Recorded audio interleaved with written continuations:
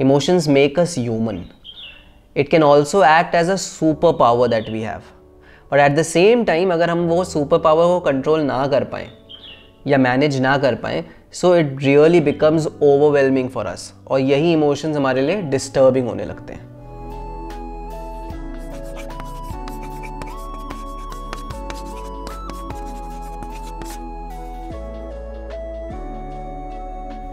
Welcome to psychology की पाठशाला साइकोशाला.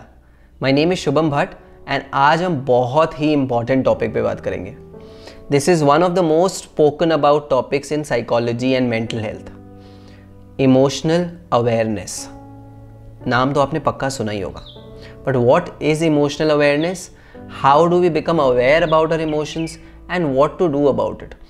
To make the best use of this video you can take a copy and a pen और any digital note pad like a laptop, mobile, कुछ भी जहाँ पे आप लिख सकते हो.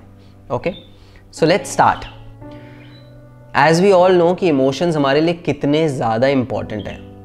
Emotions make us human. It can also act as a super power that we have. But at the same time अगर हम वो सुपर पावर को कंट्रोल ना कर पाएँ या मैनेज ना कर पाएँ, so it really becomes overwhelming for us, और यही इमोशंस हमारे लिए डिस्टर्बिंग होने लगते हैं.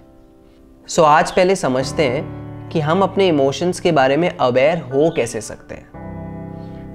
अब तक अगर आपने पेन कॉपी ले लिया है या फिर डिजिटल नोटबुक ले ली है, so let's start.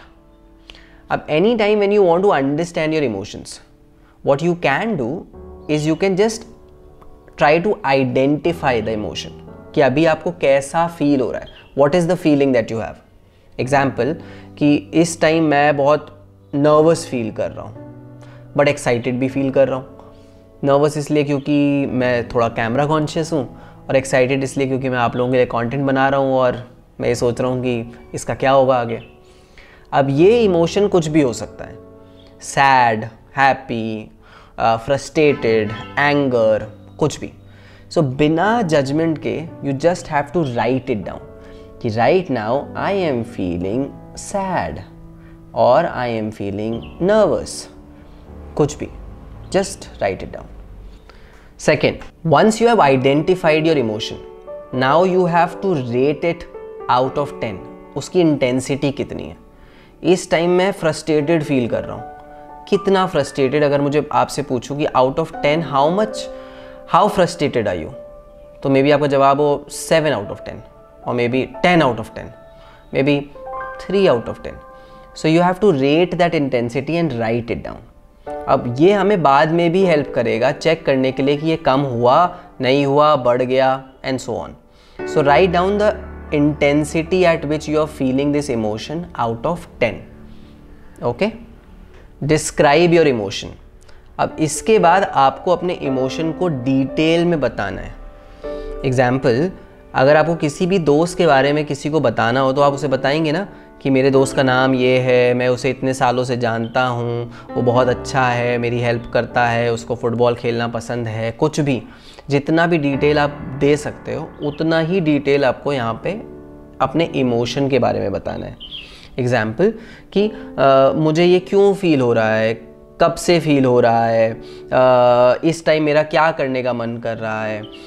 For example if I am feeling frustrated, तो मुझे बहुत ज़्यादा गुस्सा आ रहा है, मुझे ऐसा मन कर रहा है कि मैं अभी किसी का मुंह तोड़ दूं. इस टाइम ऐसा लग रहा है कि कोई दुनिया में बिल्कुल अच्छा नहीं है, अकेले रहने का मन कर रहा है, कुछ खाने का मन कर रहा है. जो भी आपके दिमाग में आए, just describe it as much as possible. So it's kind of venting out your emotion and letting yourself understand कि exactly feel हो कैसा रहा है. Okay? Now the next part is explore the trigger. Trigger मतलब ये चीज़ start कैसे हुई, मुझे अभी frustration, sadness, nervousness कब से start हुई और ये ऐसा हुआ क्या.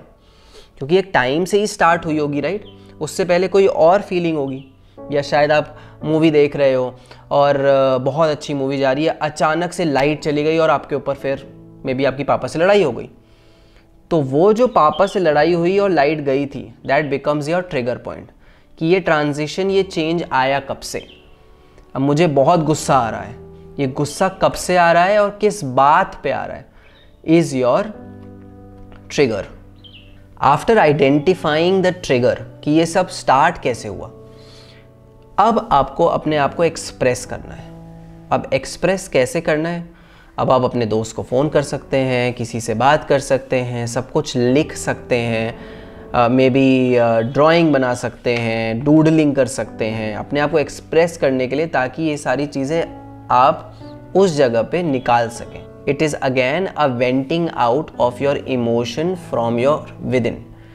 ये आप डीप ब्रीदिंग के थ्रू भी कर सकते हैं। आप डीप ब्रीदिंग कर सकते हैं, अपने इमोशंस को रिलीज़ कर सकते हैं। आप पोइट्री कर सकते हैं, आपको जो मन करे, जिस भी तरीके से आपको एक्सप्रेस करना है, you can try to do that. After expressing yourself completely, now you have to ask yourself these 3 questions.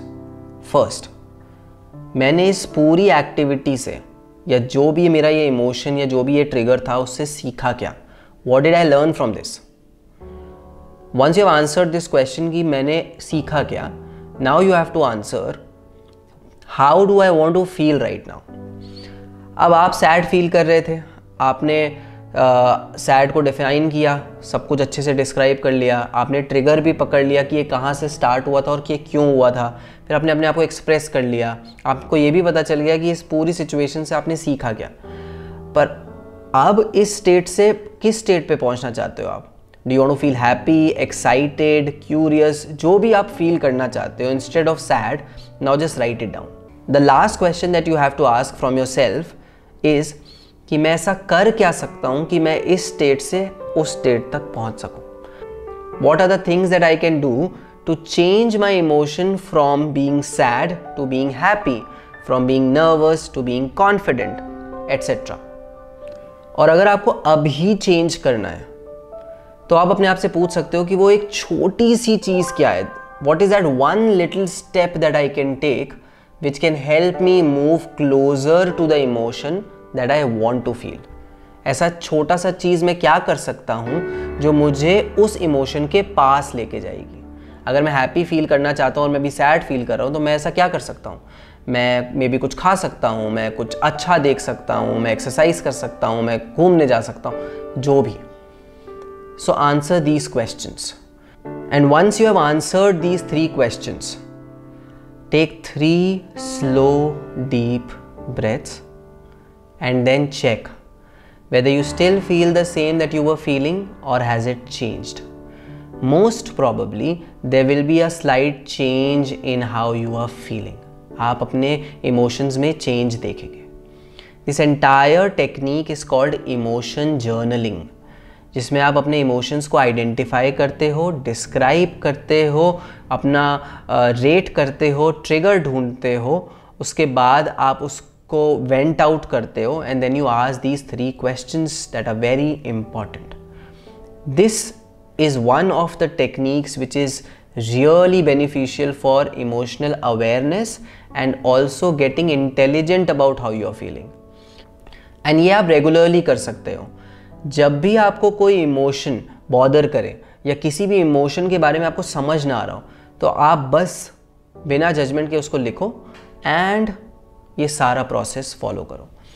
And slowly and gradually you will notice that you have become more aware about your emotions and emotionally intelligent. So do try this activity and let me know in the comment box कि आपको कैसा feel हुआ and what were your learnings. आपने सीखा क्या इस पूरी activity से। मिलता हूँ मैं आपसे नेक्स्ट वीडियो में।